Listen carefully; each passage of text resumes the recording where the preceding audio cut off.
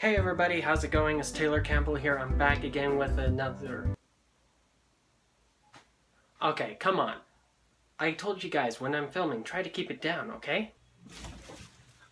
I know, that's why it's just me. Strange. It's like looking into some sort of space mirror. I'm you, from another dimension. I was actually hoping you would be able to cover this. Well, why don't you cover it? Because it would mess with my channel's identity. I'm not a comic book channel, I'm a dating and lifestyle channel. I mean, honestly, I kind of don't even like comics. That's a strange, bizarro type of world now, isn't it? You at least like Toy Story though, right? I'm pretty sure that's a multiverse constant. What, you mean that cruddy DreamWorks movie that they made in response to Pixar's Shark Tale? Okay, if I review your book, will you leave? Promptly. Okay, I'm going to do that, like, right now. So Spider-Geddon is the sequel to the insanely popular Spider-Verse story. It was popular enough to spawn a couple of spin-off comics. It spawned a video game, and it even spawned a theatrical movie, which is huge. And to kind of mark the occasion and to cash in a little bit on that theatrical movie, Marvel released Spider-Geddon as a continuation of the idea of multiple Spider-Man from multiple dimensions showing up and fighting off some bad guys together in a way that they do so.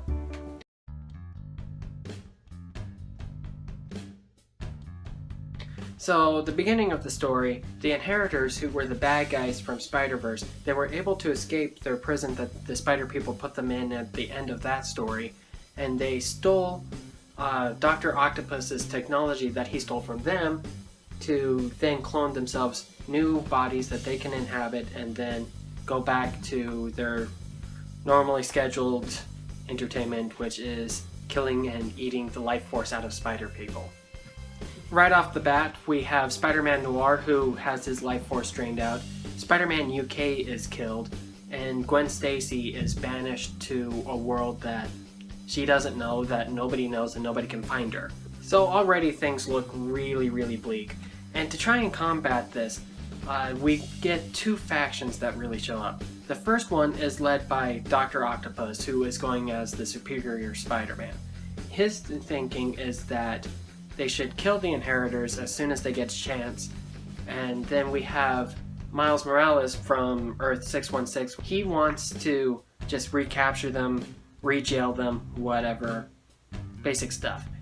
Basic superhero, I'm trying to be the good guy kind of things. So the two factions, they realize that they don't have a whole lot of time to sit around and argue about which side is more moral and what is better to do. So they each go off and they recruit their own Spider People and just follow forward with their own plans. So after the two teams recruit their Spider-Man, they both decide to attack the Inheritors independent from each other. Miles' team goes in there with the intention to subdue and then jail them again, and it doesn't work. They end up getting beat back pretty well. Dr. Octopus and his team, they tried to take advantage of this and tried to kill the Inheritors, but they also fail. They both get together and they're like, look, the Inheritors are beating us so badly because they're working as a single unit and we aren't. We're fighting each other constantly, and that's not going to win. We're going to fail this if we keep going like this. Spoilers for the last chapter incoming. Make sure you go to this time right here if you don't want the spoilers. But here we go in 3, 2, 1. So the new plan. Octavius, who is really good at not telling anyone what his plan is, takes Ben Reilly, who was on his team, and offers him as a sacrifice to the Inheritors. Now this is significant because if the Inheritors absorb the life force of Ben Reilly, they're going to get all of the information on cloning technology because he himself is a clone and has worked a lot with that cloning technology, that they could essentially live forever by just making themselves new clone bodies constantly. But here's the brilliant part. Since Ben Reilly has died and come back 27 times, his life force is so complicated and so massive that it actually weakens the Inheritors for the upcoming fight. Meanwhile, Miles has been searching around and he found a way to get in contact with Captain Universe and melds with Captain Universe to become the new Spider-Man Captain Universe combo that we see occasionally. Even with Captain Universe on their side and the Inheritors weakened, it is still not enough to beat them. Until the Spider-Girls appear. Turns out Spiderling of Earth 18,119. For those of you who are savvy, that's the Renew Your Vows storyline.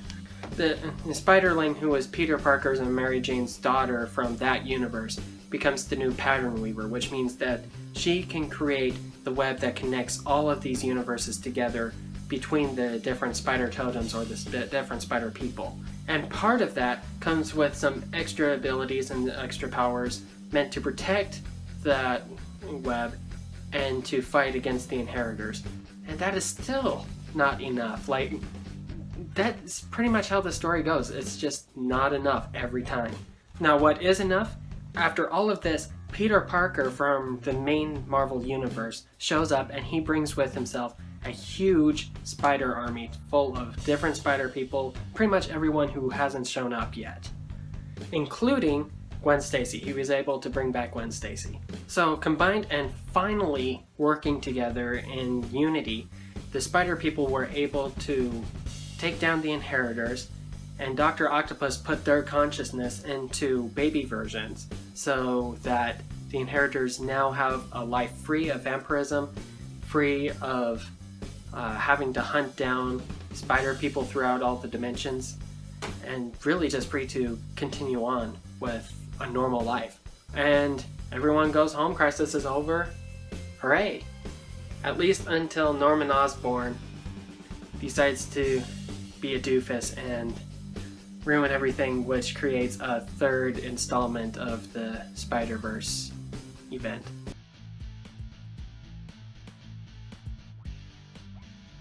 The main draw of this book, and really the main draw of Spider-Verse and various other similar books, is seeing these characters interact with slightly different versions of themselves. And it's kind of fun. And the spider people that are central to the story, like Superior Spider-Man or Miles or Spider-Man PS4, they feel really, really well written. They're fun to interact with. And if you look closely enough, you can see some fun fan favorite extras, like Tom Holland, or Andrew Garfield, or the most 1999 version of Spider-Man ever, Spider-Man Unlimited, which is nice. I'm glad they didn't forget about him. And the interactions between these spider people are really great too. Those of you who played the Spider-Man PS4 game know that Dr. Octopus was pretty important to Peter Parker during that entire ordeal. And seeing Spider-Man PS4 interact with the Superior Spider-Man, who is Otto Octavius, that was neat to see. And it meant something, especially if you were really invested in the game like I was. But despite all that, Spider-Geddon is a great example of why I have a really hard time buying Marvel Comics these days. And I've had a hard time buying Marvel Comics for a long time. Here's why. There's nothing inherently wrong with the story, but as we discussed near the ending, Peter Parker from the main Marvel universe shows up. And that's cool and all, but it feels like a Deus Ex Machina because he hasn't appeared anywhere else in this book. He just shows up and all of a sudden the battle's won. And that's a problem. But here's the thing, it wouldn't be a Deus Ex Machina if you were reading Spectacular Spider-Man at the same time, which explained what Peter Parker was doing during all of this. And so the story feels incomplete. And that's not even the biggest sin here. I mean, Spectacular Spider-Man is at least a high-quality, good, fun book to pick up, and has been doing pretty well recently. But there's other instances too, like Spiderling becoming the new web weaver. That's very important, especially if you've read the first Spider-Verse. That's kind of a big deal. But we don't get to hear about that unless you buy Spider-Girls, which really isn't as big and popular of a book as Spectacular Spider-Man, just being honest here. Jessica Drew shows up and she gets the MacGuffin that ends up making the Inheritors more powerful, and that just kind of shows up out of the blue unless you were reading a different book. You don't get to see all of the spider people recruited unless you buy a different book. So many plot holes are in this book, and it forces you to buy other books to find out what the whole story was. And that drives me bonkers. It happens almost every time I buy a Marvel trade paperback. I just don't ever get the full story.